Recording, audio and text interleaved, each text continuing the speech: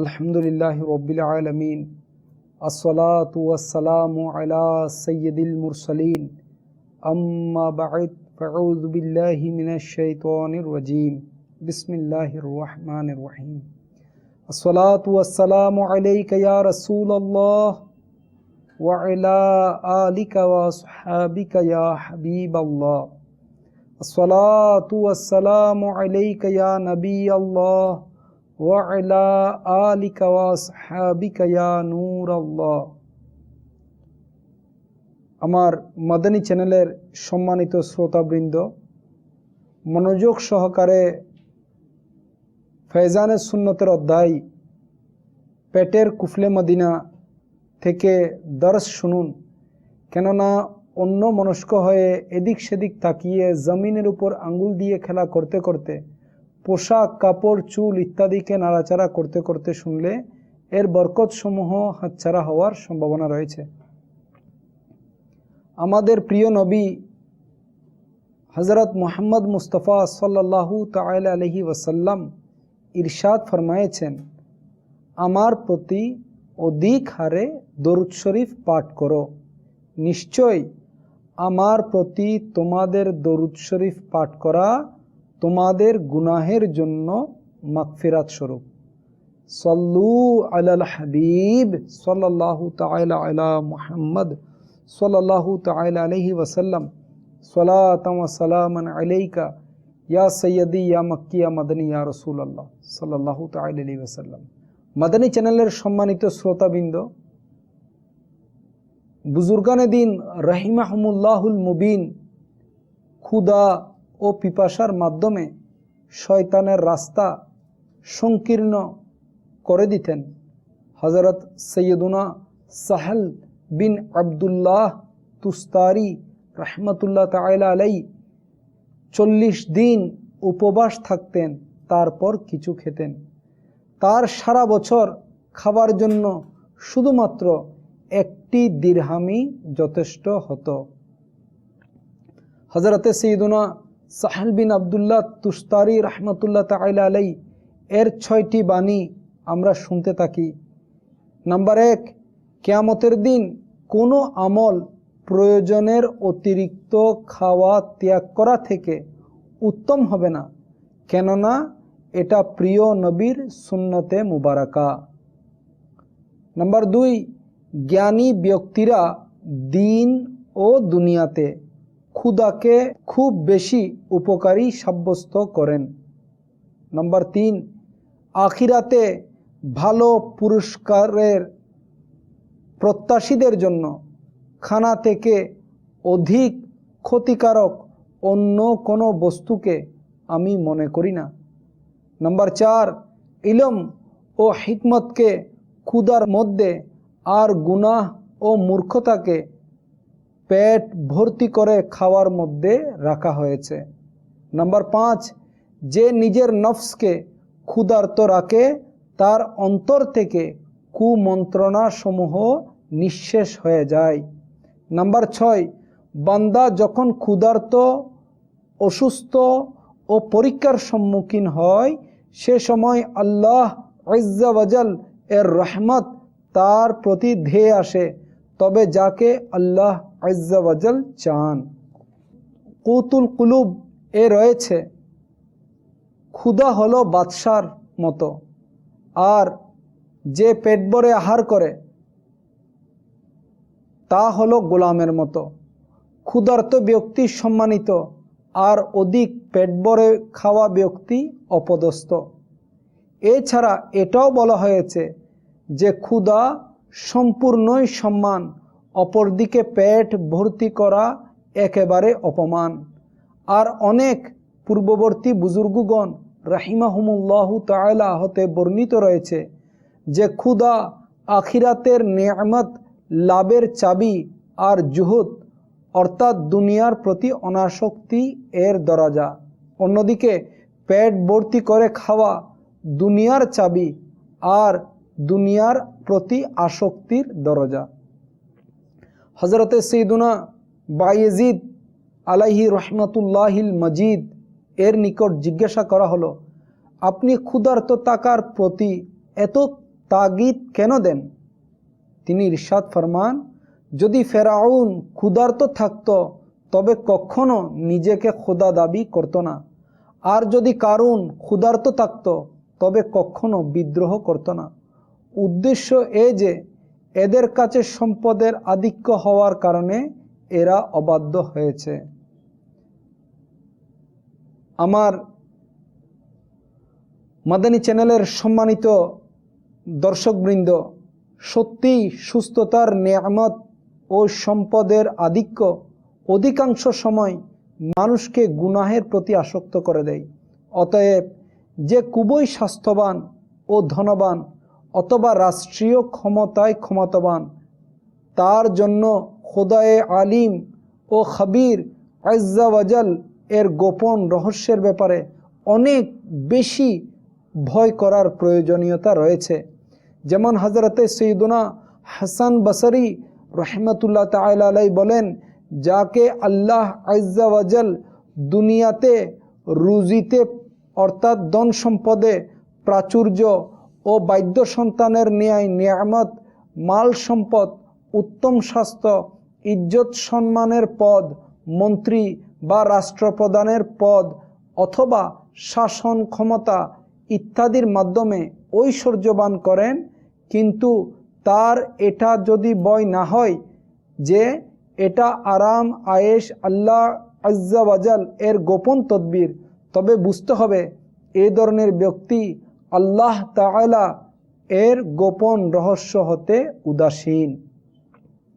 হযরত সৈয়দুনা ইমাম মুহাম্মদ বিন আহমদ জাহবি রহমতুল্লাহ তাআলা আলাইহি কর্তৃক রচিত কিতাবুল কবাইর এ আল্লাহ আজ্জা ওয়াজালের গোপন তদবিরের ব্যাপারে যারা ভয় রাখে না তাদেরকে কবিরা গুনাহ সমূহের মধ্যে অন্তর্ভুক্ত করেছেন।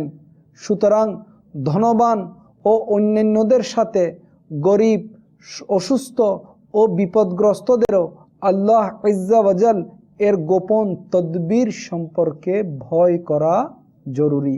কারণ হতে পারে এইসব মুসিবতের মাধ্যমে তাদেরকে পরীক্ষার সম্মুখীন করা হয়েছে। তাই সকলের মনে এই ভয় থাকা উচিত যে নাজাইজ অভিযোগ, শরিয়ত বিরোধী ধৈর্যহীনতা ও অসচ্ছলতা এবং মুসিবতকে হারাম পদ্ধতির মাধ্যমে নিঃশেষ করার চেষ্টা করা এসব আখিরাতে ধ্বংসের কারণ হয়ে দাঁড়াতে পারে।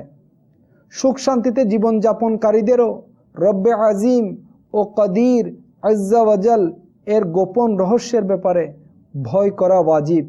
কারণ আবার যেন এমন না হয় যে দুনিয়াবি নেয়ামত লাভ হওয়ার কারণে অহংকার, অবাধ্যতা ও নানা ধরনের গুনাহের ধারাবাহিকতা বৃদ্ধি পেতে থাকে। আর এ কারণে সুন্দর স্লিম ফিগার ও ধনসম্পদ জাহান্নামের ইন্ধন হওয়ার কারণ হয়ে দাঁড়ায়। এ ব্যাপারে হাদিসে নববী ও ফরমানে খুদাবন্দি শুনুন আর আল্লাহ আজ্জা ওয়াজাল এর গোপন রহস্যের ব্যাপারে প্রকম্পিত হন। নবী আকরম নূরে মুজাসসম রসুলে মুহতশম শাহে বনি আদম হজরত মুহাম্মদ মুস্তফা সাল্লাল্লাহু তাআলা আলাইহি ওয়াসাল্লাম ফরমান, যখন তোমরা কোনো নেক বান্দাকে দেখো যে আল্লাহ আজ্জা ওয়াজাল তাকে নেয়ামত সমূহ দান করেছেন আর সে নিজের গুনাহের উপর প্রতিষ্ঠিত, তবে বুঝবে এটা তার পক্ষ থেকে অবকাশ বা সুযোগ প্রদান। অতঃপর এ আয়াতে করিমা তিলাওয়াত করেন। আলা হজরত ইমাম আহলে সুন্নত পরওয়ানায়ে শমঈ রিসালত ইমাম আহমদ রাজা খান আলাইহি রহমতুল মান্নান কনজুল ঈমান শরীফের মধ্যে এর তর্জমা অনেকটা এরকম করেন। অতঃপর যখন তারা বিস্মৃত হলো সেসব উপদেশ যেগুলো তাদেরকে দেয়া হয়েছিল, তখন আমি তাদের জন্য প্রতিটি বস্তুর দ্বার উন্মুক্ত করে দিয়েছি। এমনকি যখন তারা আনন্দিত হলো সেটার উপর যা তারা পেয়েছিল, তখন আমি হঠাৎ তাদেরকে পাকড়াও করলাম। এখন তারা নিরাশ রয়ে গেল। বোঝা গেল যে সকল আযাবের মধ্যে সবচেয়ে কঠিন আযাব হলো অন্তরের কঠোরতা। কারণ যেটার কারণে নবী করিম হযরত মুহাম্মদ মুস্তাফা সাল্লাল্লাহু আলাইহি ওয়াসাল্লামের শিক্ষার প্রভাব হৃদয়ে বিস্তার করতে পারে না। এই আয়াতে করিমা হতে এটাও জানা গেল যে গুনাহ ও অবৈধতা সত্ত্বেও দুনিয়াবি প্রকাশ্য আরাম আয়েশ অর্জিত হওয়ার অন্তরালে রয়েছে আল্লাহ আজ্জা ওয়াজাল এর গজব ও আযাব। কেননা এর কারণে মানুষ আরও বেশি উদাসীন হয়ে গুনাহের প্রতি সাহসী হয়ে ওঠে। বরং অনেক সময় এমনও মনে করে যে গুনাহ ভালো বস্তু, অন্যথায় আমার এইসব নিয়ামত অর্জিত হতো না। এরকম মনে করাটা কুফর, অর্থাৎ গুনাহকে গুনাহ হিসাবে মেনে নেওয়া ফরজ। এটাকে জেনে বুঝে ভালো বলা অথবা উত্তম মনে করা কুফর। এটাও জানা গেল যে নেককারদের উপর প্রকাশ্য মুসিবত আসার মধ্যে রহমতে ইলাহির গোপন ইঙ্গিত রয়েছে। কেননা এর মাধ্যমে এ সালিহ নেককার এর পদমর্যাদা বৃদ্ধি পায়।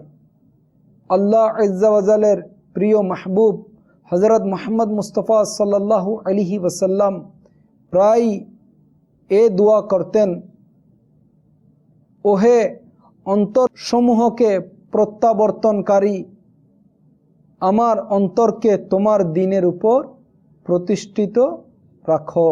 হযরতে সৈয়দনা আব্দুল্লাহ বিন মুবারক রাদিয়াল্লাহু তাআলা আনহু ইরশাদ ফরমান, এক হাকিম অর্থাৎ জ্ঞানী ব্যক্তি 40,000 কথা থেকে এই 4টি কথা বাছাই করে নিয়েছেন। এক, প্রত্যেক মহিলার উপর প্রতিটি ব্যাপারে ভরসা বা বিশ্বাস করো না। 2, কখনো নিজের সম্পদের উপর বিশ্বাস করো না। 3, নিজের পাকস্থলীর উপর সামর্থ্যের অধিক বোঝা চাপাবেন না। 4, এমন ইলম অর্থাৎ জ্ঞান এর পিছু নিও না যা থেকে তুমি উপকার লাভ করতে সক্ষম হবে না।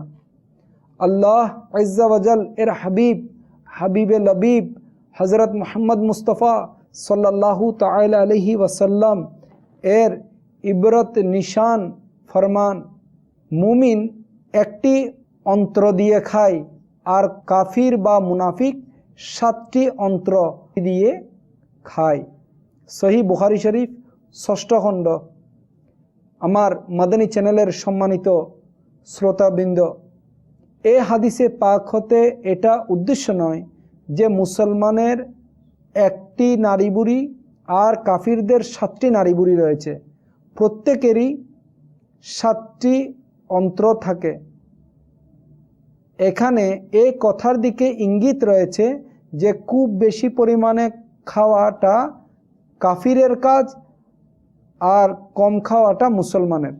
হুজ্জাতুল ইসলাম হযরতে সৈয়দনা ইমাম মুহাম্মদ গজ্জালি আলাইহি রহমাতুল্লাহিল ওয়ালি এই হাদিসে মুবারাকার ব্যাখ্যা করতে গিয়ে বলেন যে মুমিনের মোকাবেলায় মুনাফিক 7 গুণ বেশি খায় এবং মুনাফিকের দুনিয়াবি খাইশ মুমিনের খাইশ বা ইচ্ছা থেকে 7 গুণ বেশি হয়ে থাকে। নারীর আলোচনা এখানে খায়েশ রূপক অর্থে ব্যবহার করা হয়েছে, কারণ খায়েশ তথা ইচ্ছা খানা খাওয়ার প্রতি মানুষকে এইভাবে উদ্বুদ্ধ করে যেভাবে নারী করে থাকে, অর্থাৎ অন্ত্র করে থাকে। এ থেকে এটা বোঝানো উদ্দেশ্য নয় যে মুনাফিকের অন্ত্র তথা নারী মুমিনের নারী থেকে অধিক রয়েছে। হযরতে সৈয়দনা হাসান বসরি রহমতুল্লাহ তাআলা আলাইহি বলেন, মুমিন একটি ছাগলের মতো যার নিকট 1 হাতের তালু পরিমাণ শুকনো খেজুর, 1 মুষ্টি জব, 1 ডোক পানি যথেষ্ট।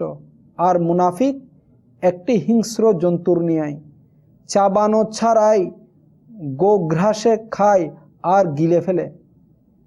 তার পেট নিজের প্রতিবেশীর জন্য সংকুচিত হয় না এবং নিজের ভাইকে নিজের কোনো বস্তু উৎসর্গ করে না। আলা হযরত ইমাম আহলে সুন্নত পরওয়ানায়ে শামঈ রিসালাত ইমাম আহমদ রেজা খান আলাইহি রহমাতুল মান্নান খুবই কম খাবার খেতেন।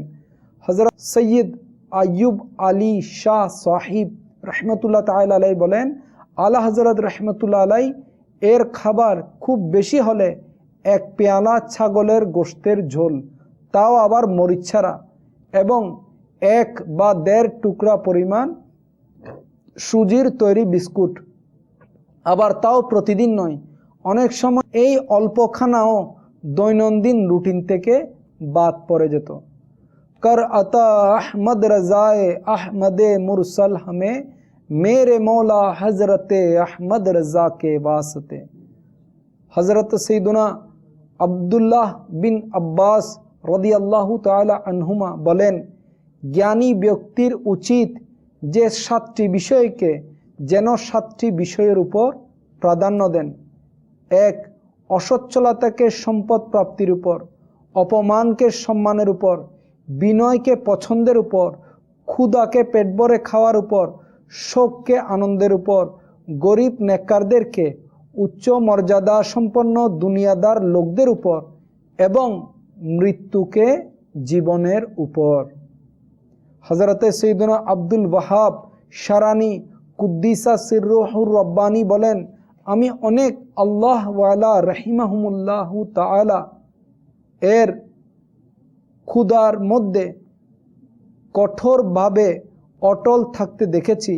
এমনকি তাদের মধ্যে অনেকে তো সপ্তাহে শুধুমাত্র একবার শৌচকর্মের জন্য যেতেন, কারণ তারা বারংবার শৌচাগারে গিয়ে উলঙ্গ হওয়ার ব্যাপারে আল্লাহ তাবারাকা ওয়া তাআলাকে লজ্জাবোধ করতেন।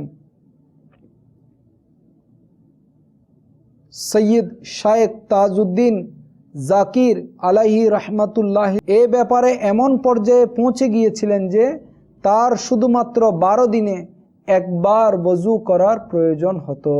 আলহামদুলিল্লাহ আজ্জা ওয়াজাল তবলিগে কোরআন ও সুন্নতের অরাজনৈতিক দিনী সংগঠন দাওয়াত ইসলামীর সুবাসিত মাদানী পরিবেশে অসংখ্য সুন্নত শিক্ষা অর্জন ও শিক্ষা প্রদান করা হয়।